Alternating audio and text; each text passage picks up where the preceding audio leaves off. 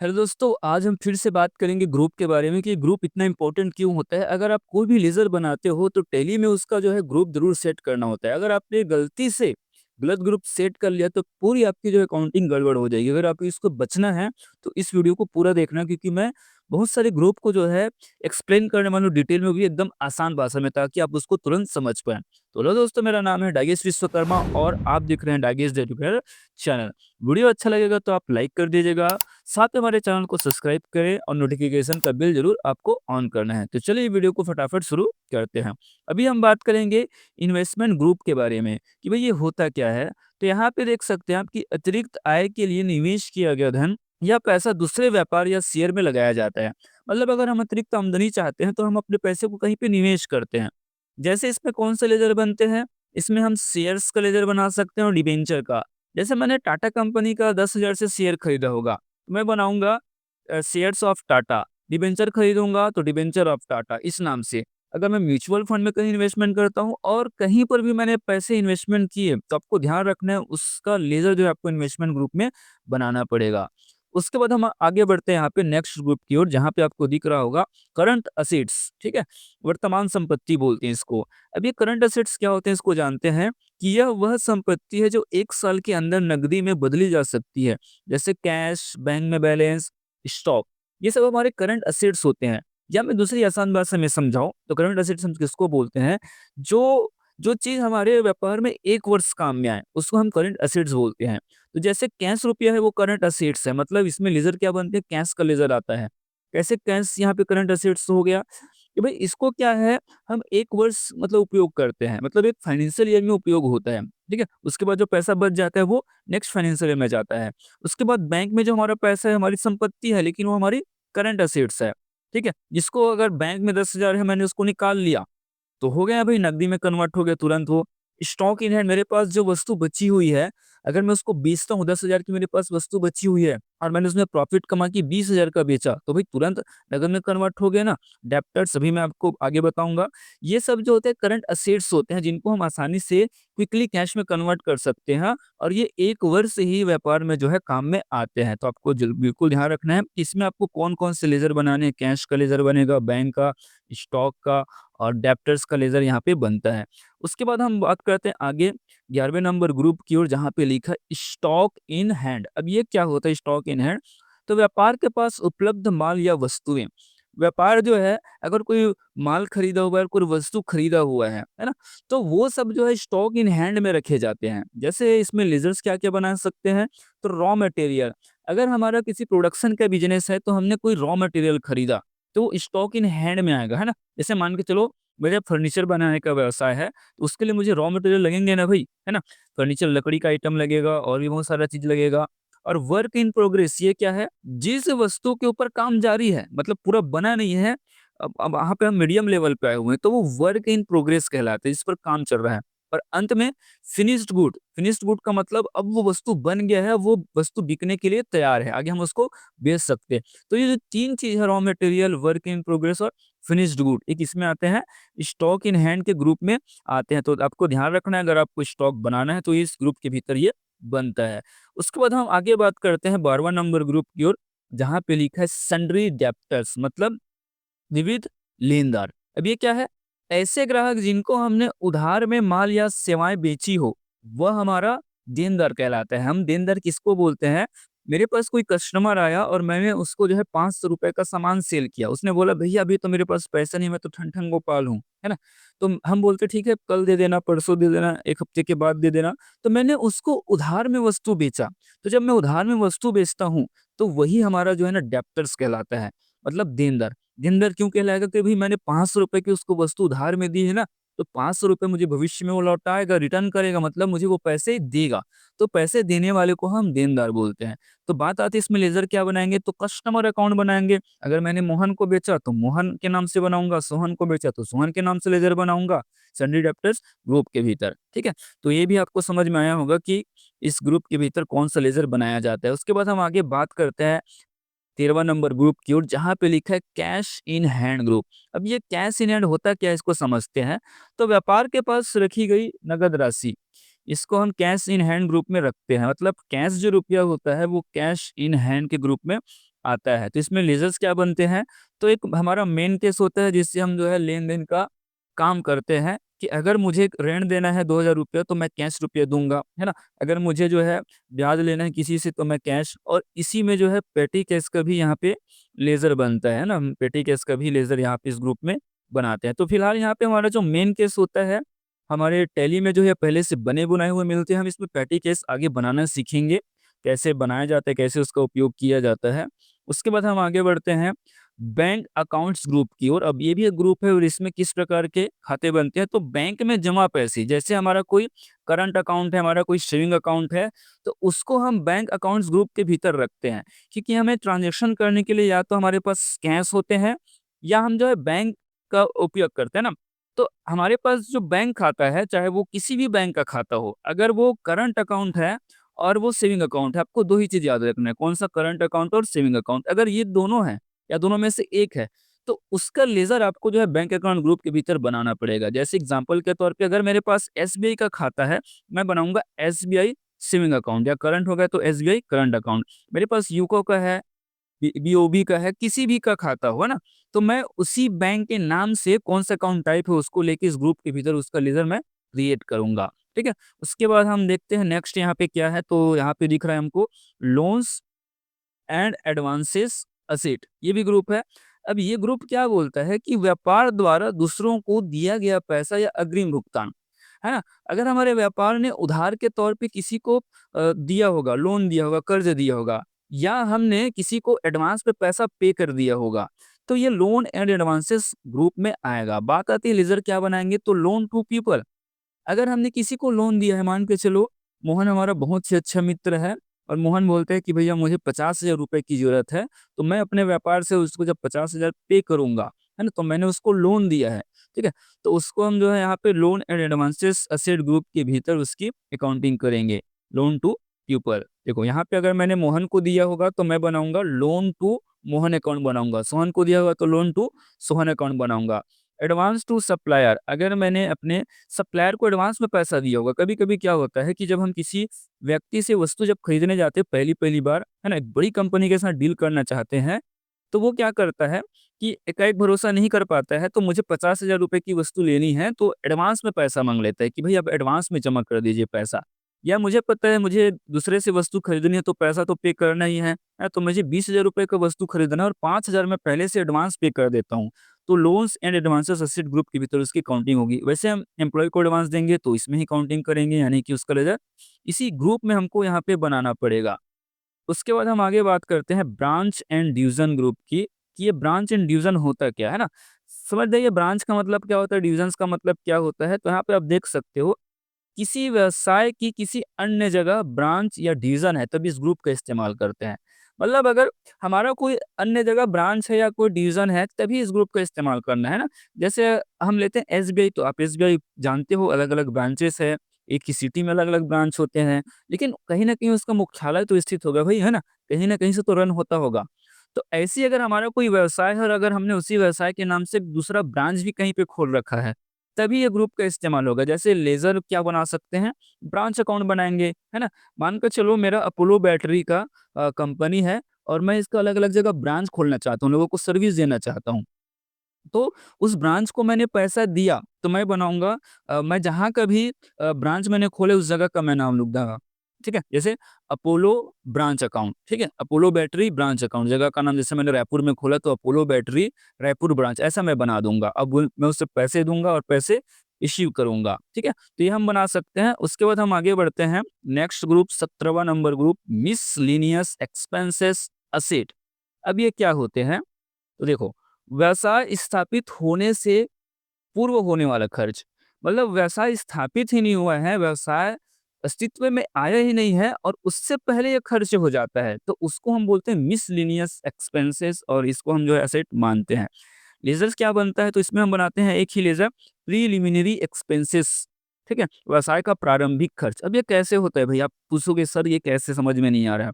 ठीक है? तो मैंने सोचा मुझे कंपनी बनानी है, एक व्यवसाय बनाना है, एक फैक्ट्री ओपन करना है, तो उसके लिए मुझे क्या करना पड़ेगा, सबसे पहले जो है रजिस्ट्रेशन करना पड़ेगा, है ना? तो कंपनी जब अस्तित्व में आ ही नहीं है, फिर भी मैं ₹2000 का रजिस्ट्रेशन करता हूँ गवर्नमेंट के पास ऑनलाइन, तो ये क्या है? व्यवसाय का प्रारंभिक खर्च है कि नहीं?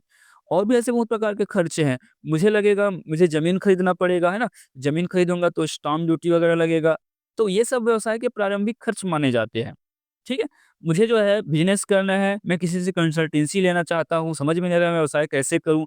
तो मैं जब किसी से कंसल्टेंसी लेता हूँ, तो वो भी इसी में आएगा मिसलेनियस एक्सपेंसेस असेट अगर व्यवसाय शुरू होने से पहले का खर्च है तो। ठीक है? आया समझ में? फिर यहाँ पे नेक्स्ट हम आगे बढ़ते हैं, जहाँ पे हमको दिख रहा है most important group purchase accounts. ठीक है? नाम से ही समझ में आ रहा है, जब हम किसी विक्रेता मतलब हमारे जो सप्लायर है, उससे हम माल खरीदते हैं, तब इस ग्रुप का उपयोग किया जाता है ना? जब भी हम किसी से वस्तु खरीदेंगे तो वो क्या कहलाता है? परचेज़ कहलाता है हमारे लिए ना? तो उससे हम क्या करेंगे? परचेज़ अकाउंट ग्रुप का इस्तेमाल करेंगे। जैसे इसमें क्या-क्या लेज़र बन सकते हैं? तो ढेरों प्रकार के लेज़र बन सकते हैं। जैसे रॉ मटेरियल हमने परचेज़ किया, तो इस ग्रुप का इस्तेमाल करना है, ठीक है? अगर हम गुड्स खरीदते हैं, ठीक है? गुड्स मतलब वो बनी-बुनाई हुई वस्तु होता है, तो उसको हम बेचने के लिए उपयोग करते हैं, तो हम परचेज़ अकाउंट्स ग्रुप का उपयोग करेंगे। मतलब सिंपल है, जब हम किसी से खरीदारी करेंगे तो वहाँ पे हम परचेज़ अकाउंट ग्रुप का इस्तेमाल ज़रूर करेंगे, ठीक है? उसके बाद हम आगे बात करते हैं यहाँ पे नेक्स्ट दिखाई दे रहा होगा आपको सेल्स अकाउंट। अब ये नाम से समझ जाइएगा सेल्स। जब हम किसी ग्राहक को अपना माल या सेवा बेचते हैं तब इस ग्रुप का उपयोग किया जाता है। जब हम बेचेंगे ना, जब हम वस्तु बेचेंगे तो सेल्स अकाउंट ग्रुप का उपयोग करेंगे। लेज़र क्या बन सकता है प्रोडक्ट सेल, सर्विस सेल कि भई हम प्रोडक्ट सेल करते हैं तो सेल अकाउंट बनाएँगे, सर्विस सेल करते हैं तो सर्विस सेल अकाउंट बनाएँगे, ठीक है? हम 2 तरीके से बिज़नेस कर सकते हैं जहाँ पे हम फिज़िकल वस्तुओं को बेच सकते हैं और हम सर्विस बेच सकते हैं अपना, जिससे हम पैसे कमा सकते हैं। तो ये ग्रुप काम में आएगा। अब यहाँ पे है नेक्स्ट ग्रुप 20वां नंबर ग्रुप जहाँ पे हमको दिख रहा है डायरेक्ट एक्सपेंसेस। अब ये क्या है कि मुख्य व्यवसाय मतलब मेन बिज़नेस और साथ ही साथ प्रोडक्शन कार्य में होने वाले खर्चों को हम प्रत्यक्ष व्यय कहते हैं। ध्यान रखना ये मोस्ट इम्पोर्टेंट ग्रुप है। ये सब ग्रुप बहुत ज़्यादा उपयोग होते हैं तो आपको डिटेल में समझ में आना चाहिए ना। डायरेक्ट एक्सपेंसेस प्रत्यक्ष व्यय ये क्या होते हैं? तो किसी भी व्यवसाय का अगर जो मुख्य व्यवसाय है उससे संबंधित खर्च है या प्रोडक्शन से संबंधित खर्च है, तो उसको हम बोलेंगे डायरेक्ट एक्सपेंसेस, ठीक है? जैसे लेज़र क्या बनेंगे freight, wages, factory rent, factory electricity bill, ये सभी जो है डायरेक्ट एक्सपेंसेस ग्रुप के भीतर लेज़र बना सकते हैं। तो यहाँ पे सबसे पहले आपको जानना पड़ेगा कि डायरेक्ट एक्सपेंसेस मतलब मेन बिज़नेस क्या होता है? अगर मेरा प्रिंटिंग का बिज़नेस है, मेरा जो है प्रिंटिंग करना ही मेरा मेन बिज़नेस है ना, उसी से मेरी आमदनी हो रही है, उसी से मेरी जीवन चल रहा है। तो वो मेरा मेन बिज़नेस होगा। अब मेन बिज़नेस से संबंधित मेरे जो भी खर्चे होंगे प्रिंटिंग व्यवसाय से संबंधित, जैसे मान के चलो प्रिंटिंग व्यवसाय के लिए मुझे क्या चाहिए? इंक चाहिए होगा, है ना? छापने के लिए इंक चाहिए होगा, कार्ड्स चाहिए होंगे, ये सब मुझे चाहिए होंगे ना, तो इसके इंक के ऊपर मान के चलो मैंने ₹2000 से इंक खरीदा, तो मेरा क्या है डायरेक्ट एक्सपेंस है। मैंने जो है ₹5000 से जो है कार्ड खरीदा, ये मेरा डायरेक्ट एक्सपेंस है क्योंकि वही तो मेरी आजीविका का स्रोत है, वही तो वहीं से मेरी आमदनी हो रही है। ठीक है? आ रहा है आपको समझ में? तो वो डायरेक्ट एक्सपेंसेस होते हैं। अब ये बिज़नेस के अनुसार अलग-अलग होते हैं। तो फ्रेट हो गया, वेजेस हो गया, फैक्ट्री रेंट, फैक्ट्री बिल, ये सब डायरेक्ट एक्सपेंसेस में आते हैं। उसके बाद यहाँ पे है इनडायरेक्ट एक्सपेंसेस। अगर आप मेन बिज़नेस को समझ लेते हो तो आपको डायरेक्ट एक्सपेंसेस और इनडायरेक्ट एक्सपेंसेस ऐसे ही समझ में आ जाएगा। डायरेक्ट एक्सपेंस थोड़ा-सा परिभाषा ये भी है कि वस्तु खरीदते समय जो खर्च हो रहा है ना, माल को खरीदते समय जो खर्च हो रहा है वो भी डायरेक्ट एक्सपेंसेस में आपको जोड़ना पड़ेगा। अब हम आगे बढ़ते हैं इनडायरेक्ट एक्सपेंसेस ग्रुप की ओर। ये क्या होता है? वह खर्च जो व्यापार के संचालन के लिए ज़रूरी है, पर सीधे उत्पादन से नहीं जुड़ा है। इन्हें गैर व्यावसायिक खर्च भी कहा जाता है क्योंकि यह खर्चे मुख्य व्यवसाय से नहीं जुड़ा है। मतलब सिंपल है कि मुख्य व्यवसाय से जो खर्च जुड़ा हुआ नहीं है, लेकिन वो जो खर्च है व्यवसाय को चलाने के लिए बहुत ही ज़्यादा ज़रूरी है और वो उत्पादन से भी नहीं जुड़ा हुआ है, मतलब हमारे मुख्य कार्य से जुड़ा हुआ नहीं है, तो उसको हम बोलते हैं इनडायरेक्ट एक्सपेंसेस, ठीक है? जैसे रेंट, ठीक है? रेंट, रेंट मैं पे करता हूँ, ये क्या है? इनडायरेक्ट एक्सपेंस है। इलेक्ट्रिसिटी बिल पे करता हूँ, ये क्या है? इनडायरेक्ट एक्सपेंस है। मैं सैलरी देता हूँ लोगों को, ये इनडायरेक्ट एक्सपेंसेस है। मैं अपनी कंपनी का प्रचार करवाता हूँ, इनडायरेक्ट एक्सपेंसेस है। ऑडिट फीस इनडायरेक्ट एक्सपेंसेस है, ठीक है? तो ये मेन बिज़नेस से जुड़े हुए खर्च नहीं है, लेकिन हाँ, ये ज़रूरी है, ठीक है? भई मेरा बिज़नेस है प्रिंटिंग व्यवसाय का, है ना? अब मैंने वहाँ पे जो है सैलरी देना है मुझको, मुझे अपने दुकान का जो है प्रचार करवाना है, तो प्रचार संबंधी खर्च है ना वो इनडायरेक्ट एक्सपेंस है, एक गैर व्यावसायिक खर्च है, ठीक है?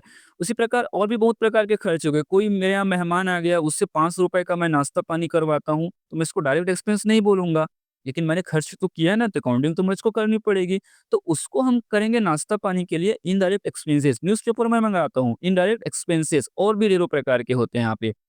फिर यहाँ पे जो है 22वां नंबर आपको दिखाई पड़ रहा होगा, डायरेक्ट इनकम। अभी डायरेक्ट इनकम क्या होती है इसको हम समझते हैं। तो मुख्य व्यापार से प्राप्त होने वाली आय, जैसे कमीशन या सेवा, तो इनकम फ्रॉम सर्विस। मेरा मेन बिज़नेस जैसे मैंने बताया प्रिंटिंग का व्यवसाय है, तो उससे मैं जो पैसे कमाता हूँ, तो वो जो पैसा है मेरा डायरेक्ट एक्सपेंस है। और अगर ये जो है गुड्स का सेलिंग का बिज़नेस है, तो जब हम गुड्स को बेचते हैं ना, तो वहीं से जो है वही हमारी मुख्य इनकम का ज़रिया है, तो वही हमारी डायरेक्ट इनकम होती है, सेल्स ही हमारी डायरेक्ट इनकम है, ठीक है? उसके अलावा अगर हमारा कोई सर्विस बिज़नेस है, तो उसमें जैसे मेरा स्कूल है, तो मैं पढ़ाता हूँ बच्चों को, तो मेरा डायरेक्ट इनकम है वो, है ना? मैं एडमिशन फीस लेता हूँ, वो डायरेक्ट इनकम है ना? मैं बस का फीस लेता हूँ, वो डायरेक्ट इनकम है। मैं मंथली फीस चार्ज करता हूँ, वो डायरेक्ट इनकम है, क्योंकि वही तो मेरी मुख्य कमाई का ज़रिया है। तो अलग-अलग बिज़नेस के हिसाब से अलग-अलग हो सकते हैं। भई डॉक्टर डॉक्टरी कर रहा है, उससे पैसे कमा रहा है, वहाँ पे डायरेक्ट इनकम है। वकील वकालत करके पैसे कमा रहा है, वो वहाँ का डायरेक्ट इनकम है, ठीक है? वैसे ही व्यवसाय जो है वस्तु बेचता है, तो बेच के जो पैसे कमाता है ना, वो उसका डायरेक्ट इनकम कहलाता है, ठीक है?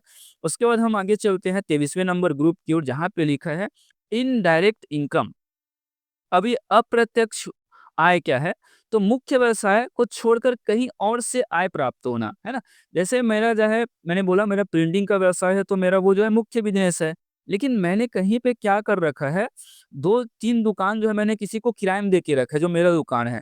तो वहाँ से मैं किराया आ रहा है ना, जबकि मेरा मुख्य व्यवसाय है प्रिंटिंग करना, ठीक है? लेकिन मैंने एक्स्ट्रा इनकम कमाने के लिए मैंने जो है एक दुकान किसी को खोल के दे दिया कि भई जाओ दुकान चलाओ, मुझे ₹2000 रेंट से मतलब है, ₹2000 मुझे प्रति माह दे देना है, ठीक है? तो ये क्या है, हमारी इनडायरेक्ट इनकम है, क्योंकि हमारे मुख्य व्यवसाय से जुड़ा हुआ इनकम नहीं है ये, ठीक है? तो इसीलिए यहाँ पे लिखा है rent received, profit on sale of asset, discount received, मुझे डिस्काउंट मिलता है खरीदारी के ऊपर, तो मेरी इनकम है। कमीशन रिसीव्ड, है ना? रेंट रिसीव्ड, मैंने किसी के लिए कमीशन में काम कर दिया, लेकिन ये मेरा मुख्य व्यवसाय नहीं है कमीशन रिसीव्ड करना, ठीक है? तो ये सब इनडायरेक्ट इनकम में हमको इसकी काउंटिंग करनी पड़ती है। फिर हम आगे बढ़ते हैं 25वां नंबर ग्रुप की ओर, जहाँ पे लिखा है सस्पेंस अकाउंट, ठीक है? तो यहाँ पे है कि जिस लेन-देन में अधूरी जानकारी हो, वह सस्पेंस अकाउंट के अंतर्गत आता है, ठीक है? लेज़र क्या बनेगा? सस्पेंस अकाउंट के नाम से लेज़र बनाएँगे। कभी-कभी ये होता है कि पैसा कहाँ से आया, हमने किसको पैसा दिया, ये हमको पता नहीं चल पाता है। अक्सर कब होता है, जब हम बैंक स्टेटमेंट की एंट्री करते हैं, तो उस बैंक स्टेटमेंट को देख के हमको पूरी जानकारी नहीं मिल पाती है, तो आधी-अधूरी जानकारी रह जाती है। तो उसके हमें सस्पेंस मानना है, संदेह कि भई हमें इसमें संदेह है। तो उसको सस्पेंस मान के एंट्री हमको पास करना होता है, ठीक है? तो अब आगे हम आते हैं यहाँ पे 25 ग्रुप की ओर, जहाँ पे लिखा है बैंक ओडी अकाउंट, ठीक है? बैंक ओडी अकाउंट, ये आप देख सकते हो, हाइलाइट मैं करके दिखा देता हूँ, हो नहीं रहा है। ये बैंक अकाउंट्स, ठीक है? ओडी अकाउंट, अब ये क्या है? ओडी मतलब ओवरड्राफ्ट, तो बैंक द्वारा दिया गया ओवरड्राफ्ट खाता, तो ओडी अकाउंट या करंट ओडी अकाउंट, इसके नाम से हमें लेज़र बनाना पड़ेगा। अब ये ओडी ओवरड्राफ्ट का क्या होता है?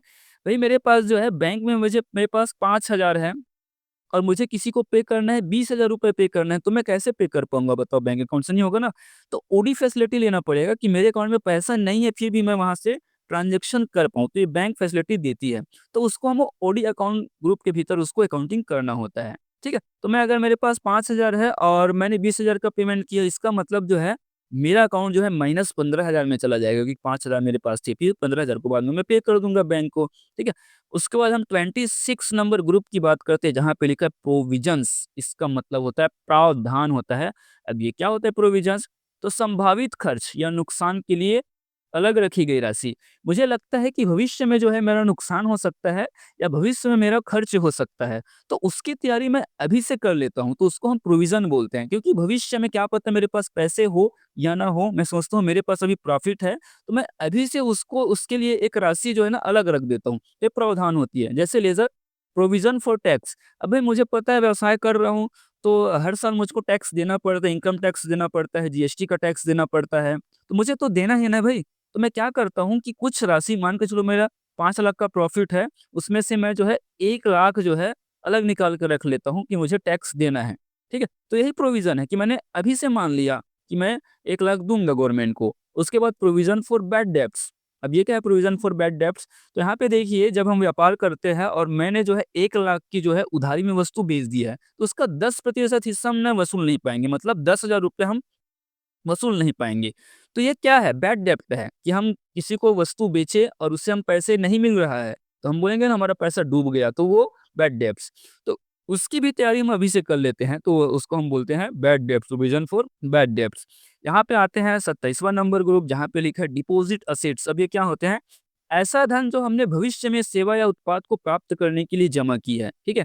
एग्ज़ाम्पल के तौर पे सिक्योरिटी डिपॉज़िट टू लैंडलॉर्ड, भई मुझे कोई दुकान खोलना है, होलसेल का दुकान खोलना है, मुझे कोचिंग सेंटर खोलना है, तो मैं कहीं रेंट पे बात करूँगा, मेरे पास जगह नहीं है तो वहाँ पे लैंडलॉर्ड जो दुकान का मालिक, जगह का मालिक क्या होगा कि भई आपको डिपॉज़िट करना पड़ेगा, 10-20 हज़ार पैसे डिपॉज़िट करो, फिर दुकान को किराए में चला लो।